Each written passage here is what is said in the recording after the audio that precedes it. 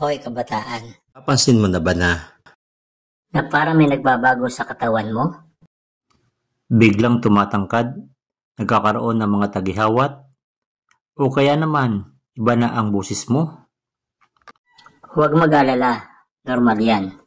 Ang tawag dyan ay puberty. Ang yugto kung saan Bagong katawan mo parang maging isang ganap na adulto. Para sa mga babae nagsisimula itong maranasan sa pagitan ng 8 hanggang 14 na taong gulang. Mapapansin mo ang paglaki ng dibdib, pagkakaroon ng regla, at paglapad ng balakang. Sa mga lalaki naman, karaniwang nagsisimula ito sa pagitan ng 9 na taon hanggang 15 taong gulang.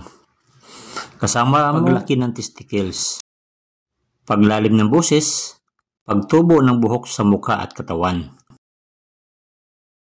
Bukod sa pisikal, may emosyonal na pagbabago rin. Tulad ng mga mood swings, tandaan, mahalaga ang kalinisan sa katawan, tamang pagkain, at ehersisyo sa panahong ito.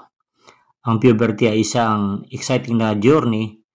Para sa iba pang mga impormasyon, mangyari mag-subscribe at i-like na rin ang video na ito. Salamat po.